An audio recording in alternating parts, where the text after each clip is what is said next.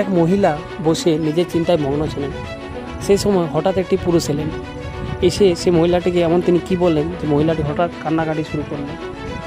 এই গল্পটি হচ্ছে কালিদাসের লেখা ধীবর বৃত্তান্ত। কালিদাস, যিনি প্রাচীন ভারতের সংস্কৃত ভাষার স্বনামধন্য কবি ছিলেন, কথিত আছে তিনি দেবী সরস্বতীর সাক্ষাৎ লাভ করেন এবং তার রচিত গ্রন্থের মধ্যে রয়েছে অভিজ্ঞানম শাকুন্তলম, ক্রমর্বিষি, মালবিকাগ্নি মিত্রম, রঘুবংশ, কুমার সম্ভব প্রভৃতি। গল্পের মধ্যে যে মহিলাটি ছিলেন তিনি হলেন শকুন্তলা এবং যে পুরুষটি এসে তাকে শ্রাপ দিয়েছিলেন তিনি হলেন ঋষি দুর্বাসা। এদিন মহর্ষি কর্ণের তপবনে তার অনুপস্থিতিতে শকুন্তলা বিয়ে করে রাজা দুষ্মন্তের রাজধানীতে ফিরে গেছে। কিন্তু দীর্ঘ সময় পরও শকুন্তলার খোঁজ নিতে কোনো দূত তপবনে এলো না। স্বামীর চিন্তায় যখন শকুন্তলা অন্যমনা, তখন তপবনে এলেন ঋষি দুর্বাসা। শকুন্তলা টের না পাওয়ায় ঋষি অপমানিত বোধ করলেন এবং অভিশাপ দিলেন।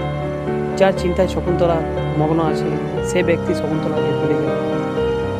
এই কথা শুনে শকুন্তলা ভেঙে পড়লেন। শকুন্তলা ঋষির সামনে কান্নাকাটি শুরু করে।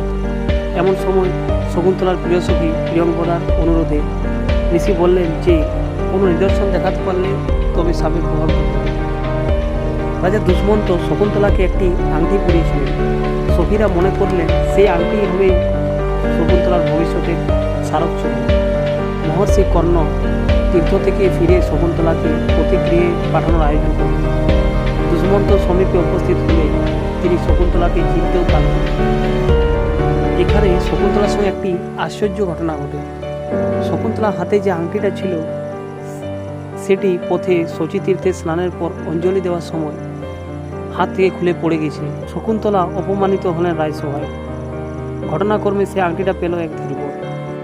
শকুন্তলার কাছে যে শেষ নিদর্শন ছিল সেটাও তিনি হারালেন। তারপর ঘটনাক্রমে সে আংটিটি পেল এক ধীবর। তারপর নগর রক্ষায় নিযুক্ত রায় শ্যালক এবং পিছনে হাত বাঁধা অবস্থায় এক পুরুষকে সঙ্গে নিয়ে দুই রক্ষীর প্রবেশ। ওই দুই রক্ষী ওই ধীবরকে জিজ্ঞেস করে যে মণিখচিত রাজার নাম খোদাই করা আংটিটা সে পেল কোথায়। ধীবর ভয়ে বলেন, আপনারা শান্ত হন, আমি এরকম কাজ অর্থাৎ চুরি করিনি। তখন প্রথম রক্ষী বলেন, তবে কি তোকে সৎ ব্রাহ্মণ বিবেচনা করে রাজা এটা দান করেছেন? ধীবর বলেন, আপনারা অনুগ্রহ করে শুনুন, আমি একজন জেলে, সক্রাবতারে আমি থাকি। দ্বিতীয় রক্ষী তাকে কথার মাধ্যমে অপমান করতে থাকে, বেটা বাটপাড়, আমরা কি তোর জাতির কথা জিজ্ঞেস করেছি? দুই রক্ষীর সঙ্গে একজন রায় শ্যালক ছিলেন। সেই রায় শ্যালক দুই রক্ষীকে বললেন, একে পূর্বাপর সব বলতে দাও, মধ্যে বাধা দিও না। দুই রক্ষী বললেন, তা আপনি যা আদেশ করেন। তা ধীবরকে বলে, বল কি বলছিলি? ধীবর বলেন, আমি জাল, বড়শি ইত্যাদি নানা উপায়ে মাছ ধরে সংসার চালাই। ওই রায় শ্যালক হেসে বলেন, তোর জীবিকা বেশ পবিত্র বলতে হয় দেখছি। ধীবর বলেন, শুনুন মহাশয়, এরকম বলবেন না।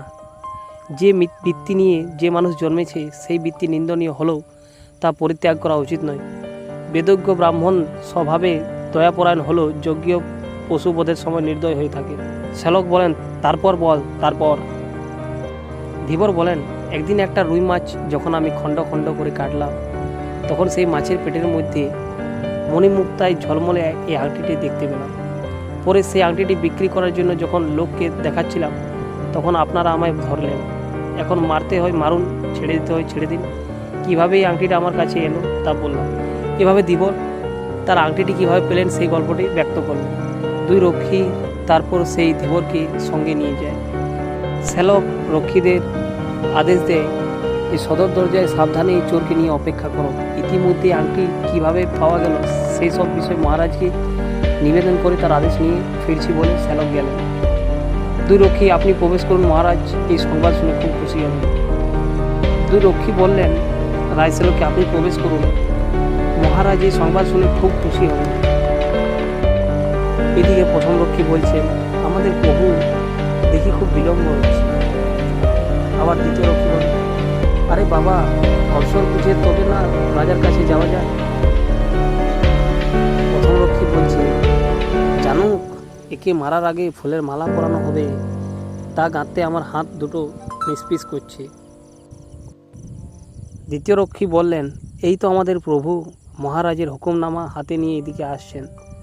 হয় তোকে শকুনি দিয়ে খাওয়ানো হবে, না হয় কুকুর দিয়ে খাওয়ানো হবে, বললেন দ্বিতীয় রক্ষী। রাজশ্যালক প্রবেশ করে শ্যালক বললেন, সূচক, এই জেলেকে ছেড়ে দাও। আংটি পাওয়ার ব্যাপারে এই যা বলছে তা সব সত্যি বলে প্রমাণিত হয়েছে। রক্ষীরা বলেন, তা প্রভু যা আদেশ করবেন। বলেন, প্রভু, আজ আমার সংসার চলবে কিভাবে? শ্যালক বলেন, মহারাজ আংটির মূল্যের সমান পরিমাণ এই অর্থ খুশি হয়ে তোমায় দিচ্ছেন। এরপর প্রণাম করে বলেন, প্রভু, আমি অনেক অনুগৃহীত হলাম। তারপর রাজা সে আংটিটা পেলেন। সে আংটি দেখে তার প্রিয়জনের কথা মনে পড়ছিল এবং তিনি শেষ পর্যন্ত শকুন্তলাকে সে আংটি দেখে তিনি মনে করলেন। এইভাবে শকুন্তলা ঋষি দুর্বাসার অভিশাপ থেকে মুক্ত হলেন এবং তিনি রাজার মহলে ফিরে এলেন। যদি ভিডিওটা তোমাদের ভালো লাগে অবশ্যই লাইক করুন, কমেন্ট করুন, চ্যানেলটিকে সাবস্ক্রাইব করুন।